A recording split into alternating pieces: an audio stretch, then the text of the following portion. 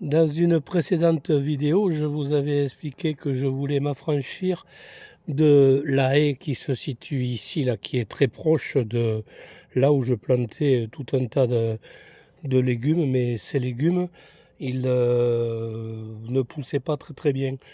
Alors je me disais que c'était sûrement à cause de l'ombre, puis en grattant un peu, je me suis aperçu que, en définitive, c'est la haie qui me bouffait tous les nutriments de ce truc.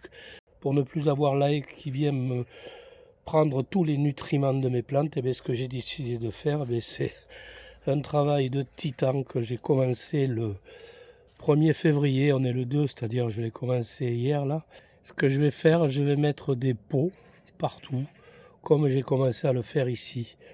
C'est un travail quand même relativement hard et ardu, c'est un travail de titan, voire de barjot. Je dirais plutôt de barjot parce que bon, faut l'être un peu pour faire ce genre de choses, quoi.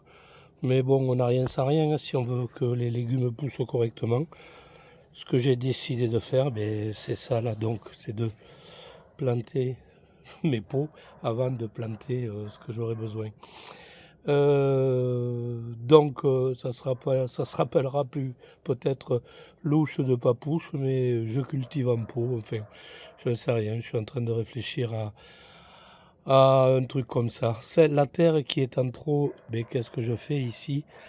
Je la tamise et je mettrai que la terre tamisée dans dans les pots que je mélangerai avec du compost que j'ai. Mais ça, c'est à l'horizon, j'en sais rien. J'espère faire 1 mètre par jour. Donc, ce qui voudrait dire que j'arriverai au fond, peut-être pour la Saint-Valentin. Je sais pas. Enfin, je l'espère. On en reparle. En dégageant la terre, ce qui me conforte du fait de m'affranchir de cette terre, c'est que regardez ici toutes ces racines que l'on a là. Il y en a un paquet qui effleure simplement, et ce n'est pas les racines des anciens légumes, hein.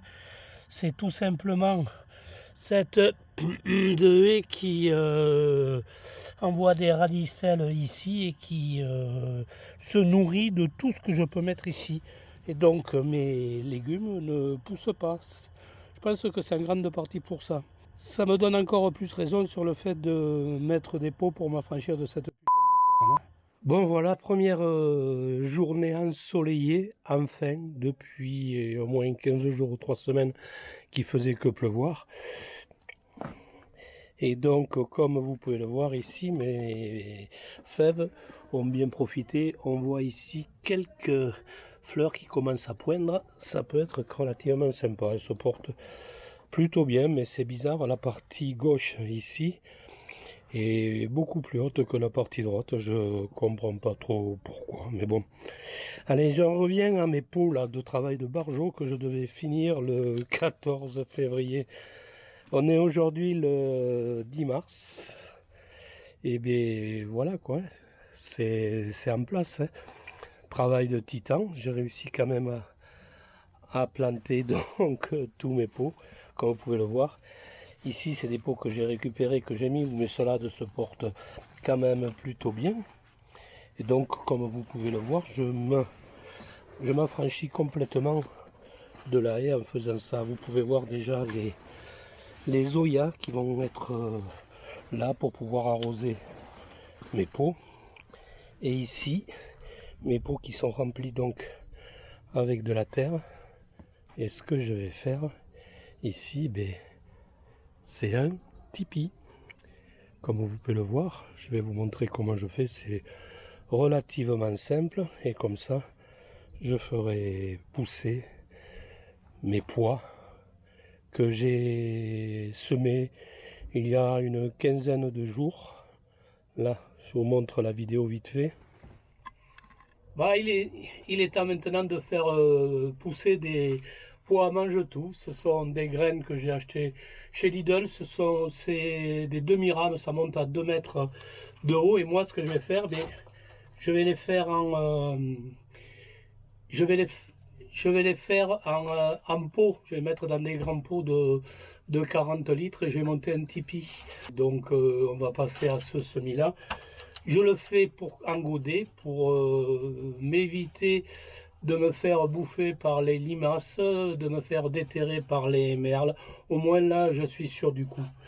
Donc comment on fait? Ben, je remplis, c'est tout simple comme d'hab, hein, avec mon terreau que vous avez vu l'autre jour avec les aubergines, c'est exactement le même. On pianote là ici, tac. Je re-remplis.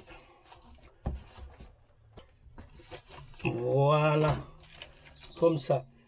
Dans chaque godet, je vais mettre 5 pois. Donc ici là, tac. Je les enfonce de mon pouce, ce qui fait 2 cm à peu près, sachant que la graine fait à peu près 5 cm, donc 5 mm de diamètre. Il faut l'enfoncer de 2 fois et demi l'épaisseur de la graine. Donc dans chaque trou, qu'est-ce que je fais? Ben, je mets 5 pois, 3, 5, 3, 5. Autrement dit, ce que je fais, ben, je sème ce que l'on appelle donc en poquet. Donc je rebouche les trous ici. Je tasse légèrement pour que les graines soient bien en contact avec la graine. Et ce que je fais ben maintenant, c'est tout simple, hein, comme d'hab. Hein.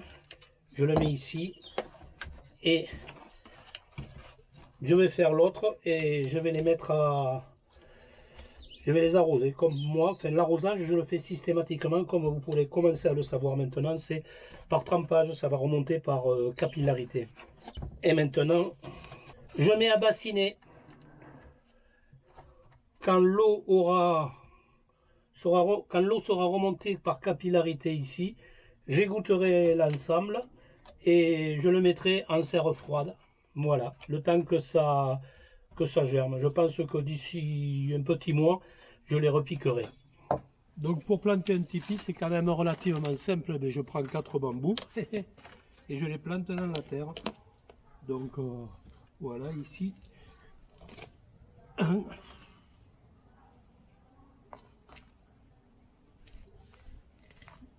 2,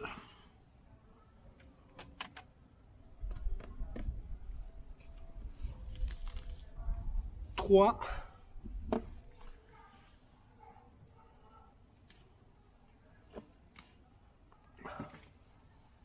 et 4.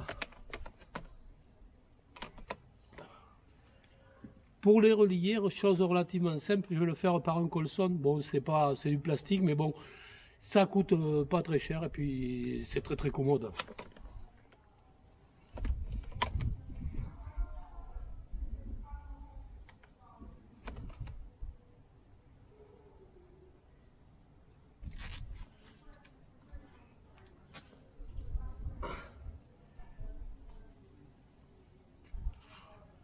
Voilà, je coupe le bout.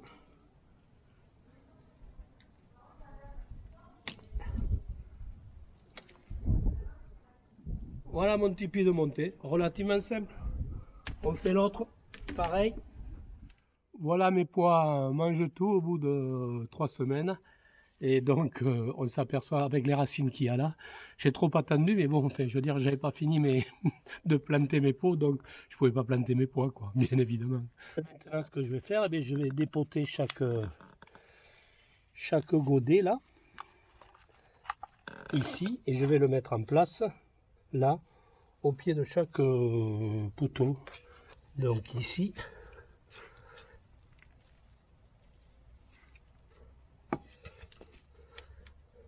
Voilà pour celui-là. Un à chaque piquet. Et puis voilà.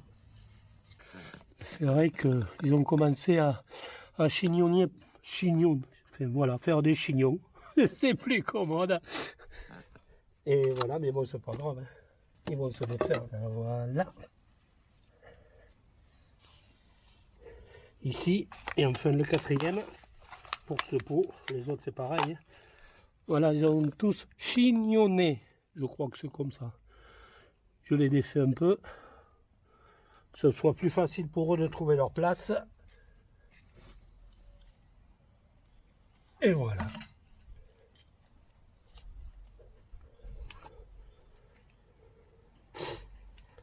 Allez, on continue pour les autres, c'est pareil.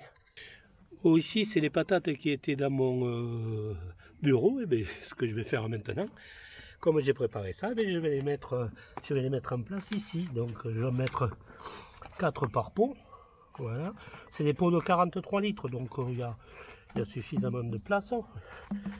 Et cela, je sème des très précoces. Donc, je les plante là-dedans, à 10 cm de profondeur. Ici, voilà.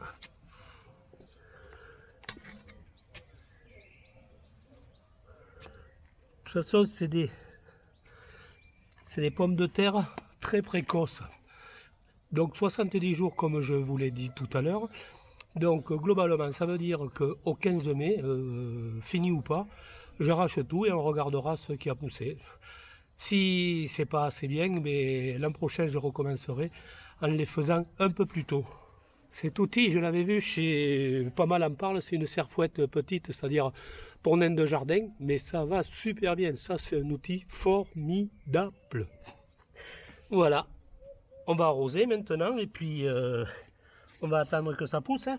J'arrose un peu, je remplis les oyas, je mets du paillage et on se reprend après. Donc voilà, le travail de la journée est terminé. Donc j'ai planté 1, 2, 3, 4, 5 pots avec des pois mange-tout.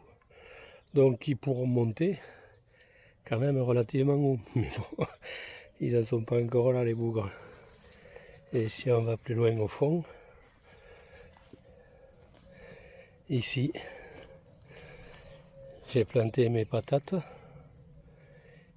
qui vont rester en place ici jusqu'au 15 mai. Comme j'avais de la place, en allant à Auchan, j'ai trouvé une barquette de grenobloise, de Batavia grenobloise rouge. Donc je les ai plantés. Voilà. Là, si je voulais faire une petite remarque. Ici, la terre est tellement détrempée que ce que j'ai fait, j'ai mis des copeaux de bois. Donc ici, sur le sol, c'est des copeaux de bois qui sont non traités. C'est que du naturel. C'est mon gendre qui est artisan. Il fait des batteries. Et donc, il a des copeaux, mais c'est du bois tout à fait naturel. Donc, il n'y a pas de souci, quoi. Et ici, le paillage, ça c'est du miscanthus, c'est pas pareil, c'est comme des roseaux, et ce qu'il y a, ça a un pouvoir de rétention d'eau relativement intéressant. Donc voilà la petite remarque que je voulais faire, parce que tout est blanc, mais c'est pas la même matière. Et voilà, le soleil se couche, mais moi aussi, enfin non, j'ai fini de travailler. La journée du jardinier est terminée, donc la vidéo aussi. Si ça vous a plu, n'hésitez pas à liker, à partager, à vous abonner, ça me fera énormément plaisir. Sur ce, portez-vous bien et bye bye les gens.